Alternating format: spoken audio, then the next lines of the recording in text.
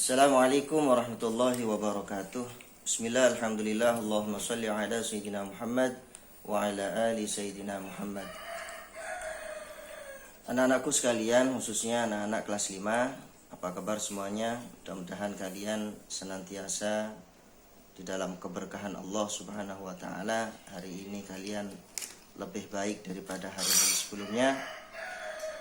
Dan kita berharap, kita meminta kepada Allah Subhanahu wa taala semoga masa-masa pandemi, masa-masa wabah Covid-19 ini segera diangkat oleh Allah Subhanahu wa taala sehingga kita dapat mengikuti atau kita dapat belajar sebagaimana sebelum kita ada wabah Covid Corona.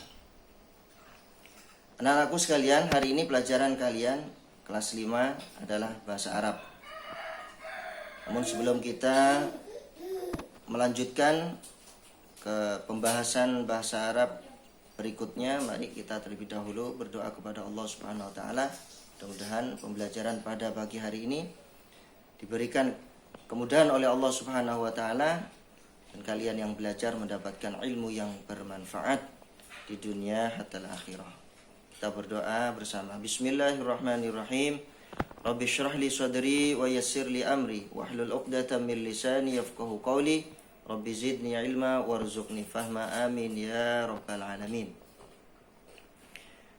Anak-anakku kelas 5, kita hari ini akan mempelajari tentang tarkib. Apa tarkib itu? Tarkib itu adalah susunan atau tata bahasa Arab. Ya, yang mana kita akan menjelaskan atau mempelajari tentang isim isyarah ya, dalam susunan kalimat tersebut. Isim isyarah, setelah isim isyarah diikuti dengan isim, setelah isim diikuti dengan sifat. Baiklah, Pak Ustadz akan jelaskan ya lebih lanjutnya. Tolong dilihat di LKS ya. Tolong dilihat di LKS. Kita ikuti bersama ya. Baik anak-anakku sekalian,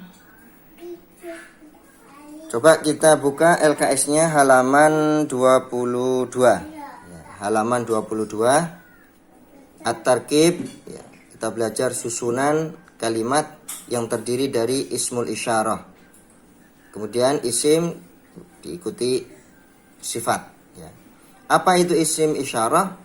Ismul isyarah itu adalah kata tunjuk ya, kata tunjuk untuk menunjuk, seperti hadza dzalika ya, atau hadhihi tilka.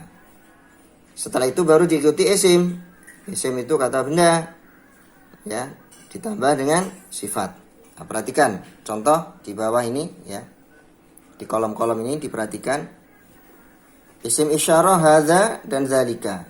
Kemudian diikuti isim. Yang mana isim? Tabibun. Nah, ini isim, tabibun. Isim. Kemudian diikuti lagi kata sifat, jadidun.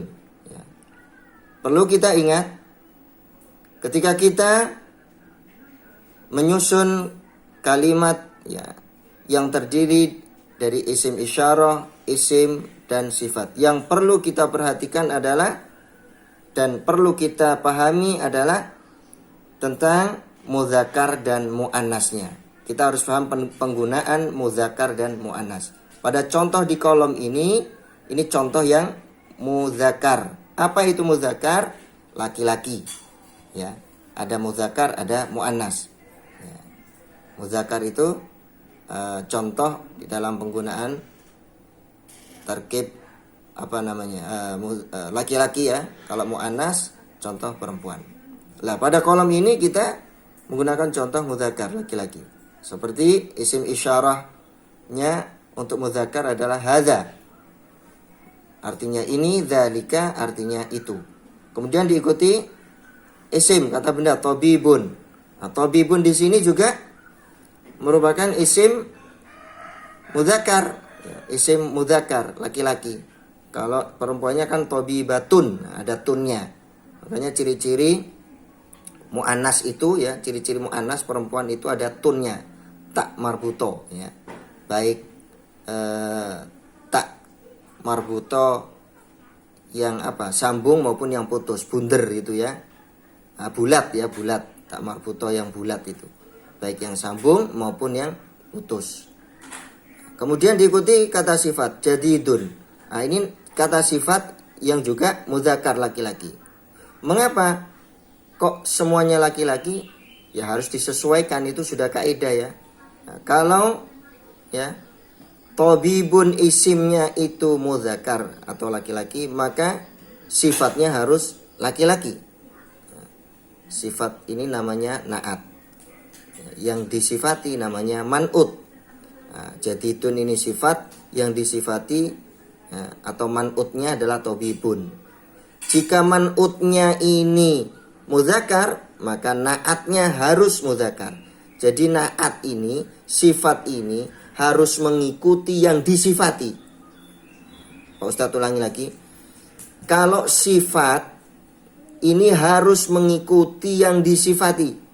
Kalau yang disifati atau man'ut itu mudzakkar laki-laki, maka sifatnya harus laki-laki atau mudzakkar. Begitu juga sebaliknya.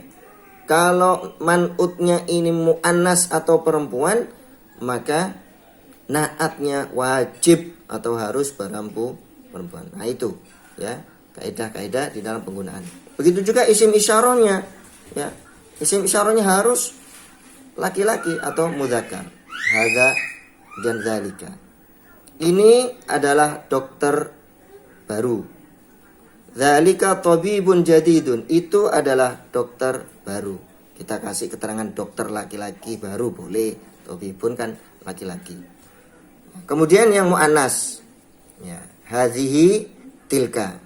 Ya, hadhihi muannas, tilka juga muannas.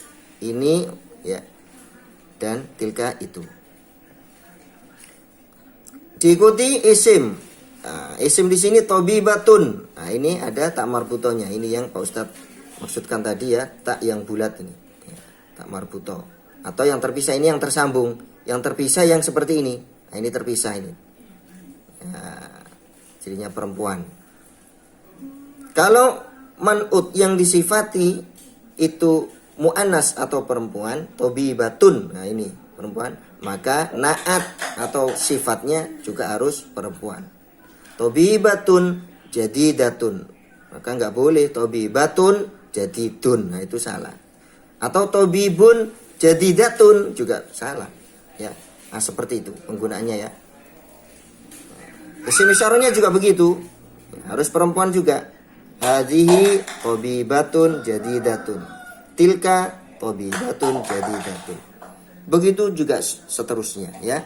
Hadza muhandisun ma'rufun, dzalika muhandisun ma'rufun ya. Ini adalah insinyur yang ma'ruf. Ma'ruf itu terkenal ya. Dzalika muhandisun ma'ruf, itu adalah insinyur yang terkenal. Nah, ini juga begitu untuk muannasnya. Ketika muannas perempuan, hadhihi muhandisatun. Muhandisatun itu insinyur perempuan ya. Ma'rufatun yang terkenal.